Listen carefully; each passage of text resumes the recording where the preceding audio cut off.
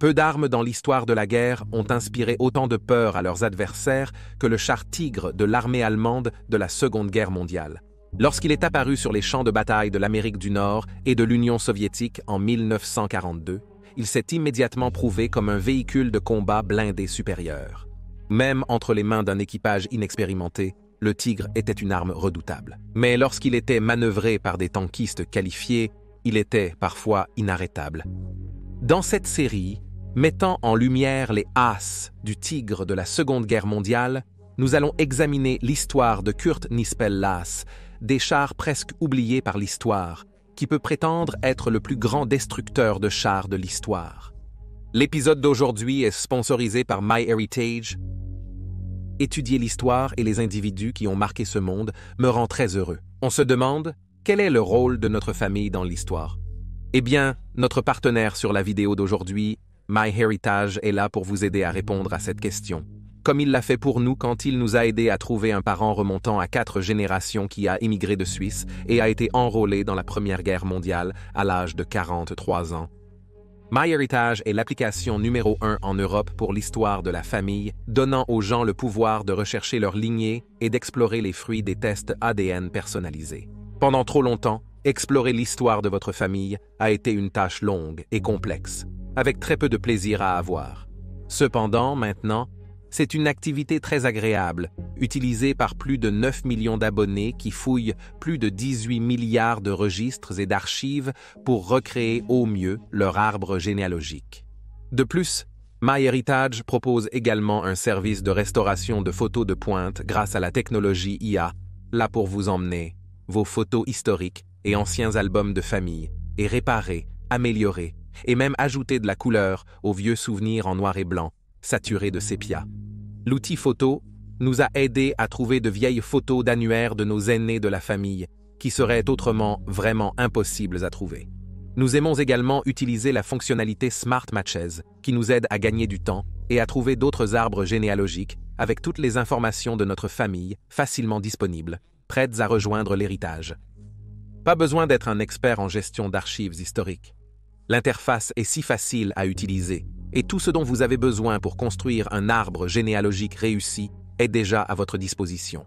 Utilisez le lien ci-dessous et inscrivez-vous pour un essai gratuit de 14 jours et profitez de tous les incroyables outils de recherche que MyHeritage a à offrir.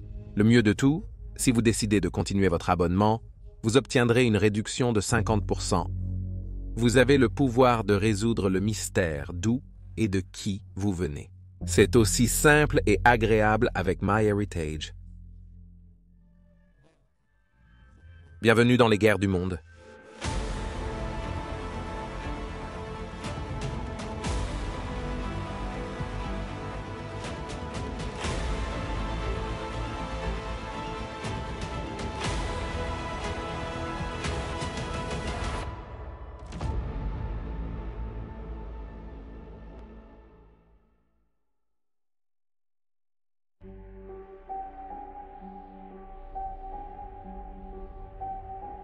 L'histoire de Nispel est intrinsèquement liée à celle de la marche de l'Allemagne vers la guerre en 1939.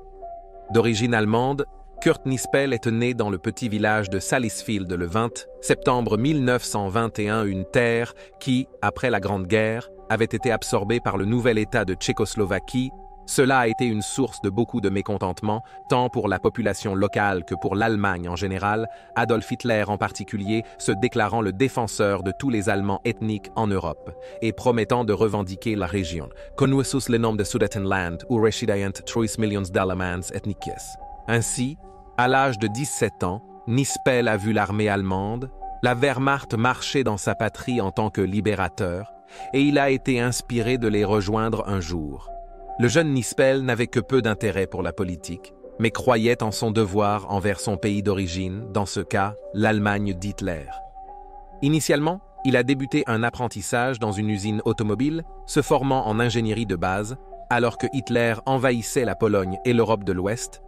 Nispel était connu comme un personnage obstiné et dur au sein de sa communauté, charismatique avec les filles, tout en se heurtant souvent aux autorités. Ayant terminé son apprentissage en 1940, et la guerre ne montrant aucun signe de fin proche, Nispel a suivi son cœur et a rejoint la Wehrmacht. Compte tenu de sa formation et de sa taille plutôt modeste de juste plus de 160 cm, il était un candidat idéal pour les unités blindées de la Wehrmacht et leur premier panzer plutôt exigu. Nispel a été envoyé au bataillon de formation de remplacement de Panzer à Sagan où, en plus d'apprendre son nouveau métier, il a dû apprendre toutes les étapes de base pour devenir un soldat. Avec les derniers chars allemands étant au front, lui et ses camarades de classe ont dû apprendre les opérations de base du char sur les obsolètes Panzer Ita et II, ainsi que quelques anciens Panzer III, jusqu'à leur diplôme le 30 septembre 1940. Il a ensuite été affecté à la 3e compagnie du 29e régiment de Panzer. Les chars d'entraînement obsolètes avaient disparu, et à leur place, Nispel s'est retrouvé en tant que canonnier sur les versions du Panzer IV armé d'un canon court de 75 mm. Il a rapidement impressionné ses supérieurs par ses compétences en artillerie, mais étant encore relativement novice, il s'est retrouvé relégué au rôle vital, mais peu glamour de chargeur pour son équipage. Nispel et ses camarades ont été rapidement redéployés pour participer à la campagne des Balkans en Europe du Sud. Cependant, à son grand désarroi, ils n'ont pas eu l'occasion de voir de combat, mais ensuite des nouvelles ont filtré qu'ils allaient bientôt frapper vers l'Est, contre la vaste Union soviétique.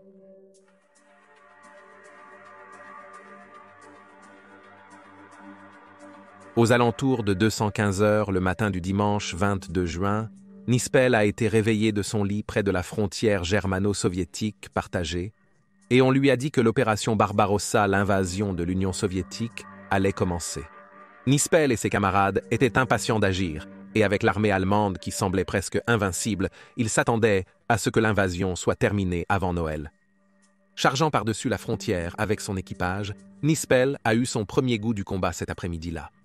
Quand il a chargé des obus dans son canon de 75 mm du Panzer IV, qui ont ensuite été tirés sur les troupes soviétiques, retranchées dans un village voisin. Au cours des jours suivants, Nispel et ses camarades ont avancé vers Minsk connaissant un succès constant, malgré quelques incidents de justesse, y compris son Panzer IV, qui a pris plusieurs coups de char soviétiques. Ayant grandi dans les Sudètes, Nispel avait appris quelques rudiments de russe, et cela a aidé ses supérieurs lorsqu'ils ont dû traiter avec la population locale. En août de la même année, Nispel et ses camarades, la division de Nispel a été transférée sur le front du Nord et le 25 août, alors qu'ils opéraient au sud de Leningrad, le tireur du véhicule a été touché lors de leur première rencontre avec le légendaire T-34 soviétique. Nispel a immédiatement pris sa place et a dirigé le canon de son Panzer sur un T-34 qui avait semblé apparaître de nulle part, le mettant hors de combat avec un tir superbement visé. À l'époque, ses camarades artilleurs l'avaient qualifié de tir chanceux, mais ils allaient bientôt se rendre compte que la chance n'avait rien à voir avec cela, et que tout était dû à l'incroyable talent de Nispel. Devenu définitivement artilleur, Nispel augmenterait son score dans les semaines à venir, alors que l'armée allemande combattait la résistance acharnée des soviétiques à Leningrad et aux alentours, amenant Nispel et beaucoup d'autres à réaliser rapidement que toute idée de l'invasion pour Noël relevait du fantasme. Au fur et à mesure que son expérience augmentait, ses sens se sont affinés pour localiser l'ennemi, ayant une capacité presque clairvoyante à repérer les chars camouflés ou les mouvements dans la nuit. Une fois détruisant un T-34, après avoir repéré la faible lueur d'une cigarette allumée par un membre de l'équipage. Au fur et à mesure que l'année avançait, Nispel continuait d'augmenter son score, ainsi que sa réputation parmi les équipages de Panzer, car le nombre de blindés soviétiques qu'il rencontrait semblait constamment augmenter. Il a également acquis une réputation d'intouchabilité, sortant de nombreuses batailles totalement indemnes, et ce malgré le fait que son Panzer IV de 75 mm était initialement mal adapté au combat avec les T-34 soviétiques et les chars lourds de la série KV. Toutefois, son courage ne s'est pas seulement manifesté dans un char. Il a personnellement dirigé plusieurs missions de reconnaissance, puis, le 13 novembre 1941, il a détruit un T-34 en posant une mine anti-char sur le chemin d'un char arrivant, essuyant des tirs d'infanterie pendant qu'il le faisait. Pour ses actions, le 16 décembre 1941, il a reçu la Croix de Fer, 2e classe. Mais les célébrations furent de courte durée, car les Allemands furent contraints de commencer à se replier vers l'ouest en direction de l'Estonie face aux nouvelles offensives soviétiques et aux lignes d'approvisionnement allemandes perturbées. L'armée de l'air soviétique devenait également un problème croissant, mûrissant à partir de leurs performances d'ouverture plutôt médiocres, avec l'avion d'attaque puissant IL-2 étant endormi. C'était particulièrement craint par les équipages de panzer allemands. En janvier 1942, il a été rééquipé du Panzer IV à canon long de 75 mm, beaucoup mieux adapté au combat de chars, bien que toujours pas idéal contre l'armure soviétique plus lourde, qui leur était de plus en plus lancée contre eux. Combattant dans des forêts denses, les embuscades étaient toujours un problème pour les Allemands, mais encore une fois, Nispel semblait toujours savoir où elle se trouvait. Au cours d'un combat, lorsque son char a été renversé, Nispel et son équipage se sont précipités vers les panzers voisins, et brièvement, il en a commandé un pour la première fois.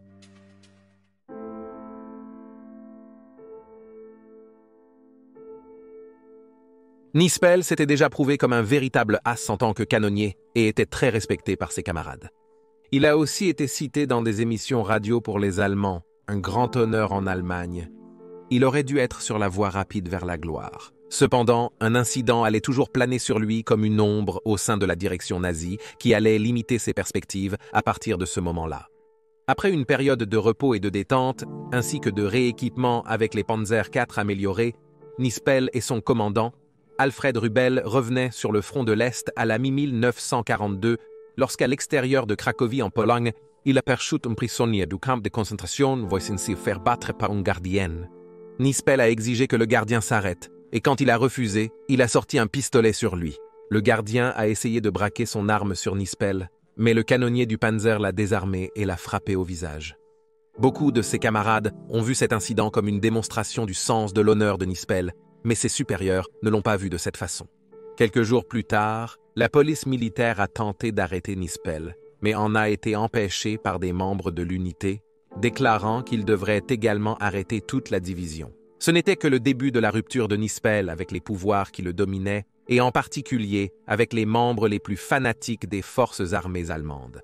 Lors d'un incident, par exemple, il a volé du café et du cognac à des hommes de la Waffen-SS endormis et les a distribués dans l'unité. À la fin de 1942, Nispel a appris la nouvelle de la bataille de Stalingrad, s'attendant à ce qu'il soit déployé pour aider à soulager la 6e armée encerclée. Cependant, on leur a dit qu'ils allaient renoncer à leur pouvoir et retourner en Allemagne pour se rééquiper à nouveau, cette fois avec le nouveau char d'assaut miracle, le Tigre.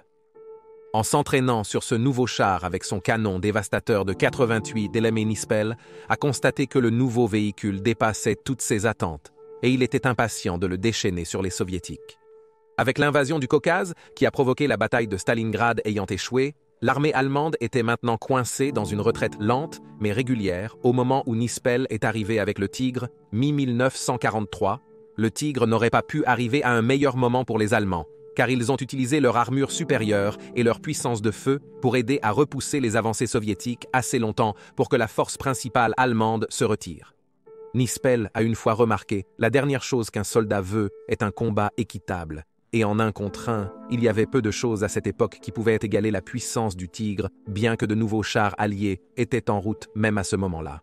Pour Nispel, le front de l'Est était un environnement riche en cibles, dans lequel il excellait, éliminant 27 chars soviétiques, dans et autour de la saillie de Koursk seulement. Cependant, il s'est retrouvé face à la colère des dirigeants allemands lorsqu'il a refusé de suivre un ordre de l'officier de la Waffen-SS pour ouvrir le feu sur un char soviétique qui battait en retraite avec un certain nombre de civils à bord. Seule sa compétence et le respect de ses camarades semblaient lui épargner toute véritable punition. Son exploit le plus célèbre étant d'avoir éliminé un T-34 à une distance de 3 km, soit presque 2 miles, un exploit impressionnant, selon n'importe quel standard. Pourtant, alors que la plupart des hommes dans sa position auraient peut-être essayé de se faire oublier, après être devenus impopulaires auprès de leurs supérieurs, Nispel semblait savourer leur mépris pour lui. Il laissait souvent pousser ses cheveux et, au lieu de se raser, se taillait une barbiche tout en arborant un tatouage, ce qui allait à l'encontre des strictes réglementations de l'armée allemande, malgré les supplications de ses camarades tankistes pour qu'il se conforme, ne serait-ce qu'un peu. Mais Nispel était son propre homme, son propre soldat. En tant que tel, il était considéré comme un sujet indésirable pour la propagande allemande, qui avait une idée préconçue de ce à quoi un héros allemand devrait ressembler, et il n'était pas cela. Ainsi, début 1944, alors que des équipages de chars moins capables étaient projetés sur les écrans de cinéma allemands, Nispel traversait plutôt la boue et les débris de l'Ukraine, dépassant sans tuer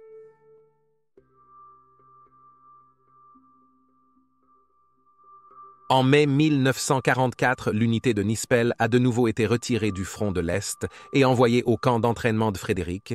Désormais commandant de chars, il serait l'un de ceux qui dirigerait l'introduction d'un char encore plus puissant, le Tiger II, également connu sous le nom de Royal ou King Tiger.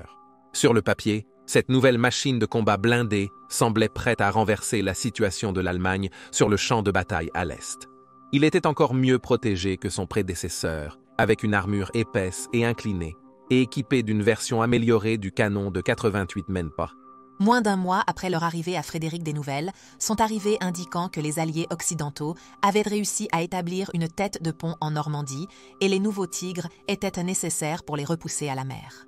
Combattre à l'Ouest en 1944 était totalement différent des combats qu'il avait menés jusqu'à présent, et Nispel a dû faire face à une supériorité aérienne alliée écrasante, rendant les déplacements dans la campagne en plein jour presque suicidaires même pour les King Tigers formidablement blindés. En moins de 2 mois de déploiement à l'Ouest, même les compétences de Nispel n'ont pas pu sauver son bataillon d'une destruction presque totale, perdant tous leurs nouveaux chars.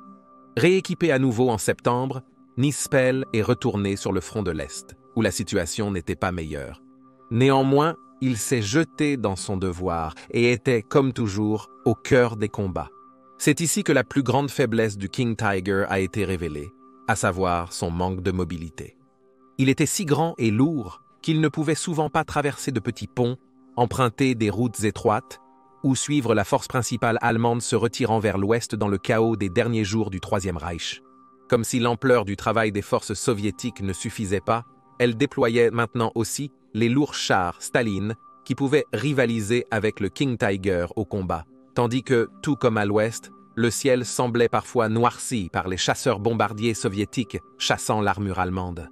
Le 28 avril 1945, Nispel et son équipage étaient engagés dans des combats avec les forces soviétiques en Tchécoslovaquie centrale, le pays où il est né. Ce jour-là, il a détruit un char soviétique, portant son total à 168 tués. Des canons soviétiques ont rapidement endommagé le char de Nispel, l'obligeant à le laisser. Aidé à sortir de la trappe par le commandant d'un autre King Tiger, ce dernier a été tué par un sniper soviétique. Nispel a repris le char de son coéquipier décédé, mais il a vite été neutralisé par des forces soviétiques supérieures, forçant les tankistes à quitter leurs engins. Pendant leur retraite, des mortiers ont commencé à tomber sur leur position et Nispel a été gravement blessé. Bien qu'avec de l'aide, il a pu se rendre à un hôpital de campagne allemand à proximité, mais les médecins allemands ne pouvaient pas faire grand-chose pour lui, et il est mort quelques heures plus tard. Juste 10 jours après cela, la guerre en Europe s'est terminée. Le bilan final de Nispel est contesté par de nombreux historiens, sur la base du témoignage des hommes qui ont combattu avec lui. Beaucoup prétendent que le score est nettement plus élevé, car Nispel ne comptait que les véhicules dont il était certain qu'ils étaient détruits, et qu'il est probable que beaucoup d'autres ont été mis hors de combat sans qu'il en tienne compte. Un autre facteur souvent pris en compte est que, en tant que leader, Nispel aimait inspirer ses hommes moins expérimentés en affaiblissant un ennemi, puis en leur offrant le coup de grâce. Si ces facteurs sont pris en compte, alors son véritable total de tués ou de tués partagés est en réalité beaucoup plus proche de 200, ce qui fait de lui le plus grand as des chars de l'histoire. Et voilà le récit de Kurt Nispel. Veuillez laisser un commentaire ci-dessous avec vos propres pensées et réactions et n'oubliez pas d'aimer cette vidéo et de vous abonner pour soutenir la chaîne. Merci d'avoir regardé et je vous verrai la prochaine fois.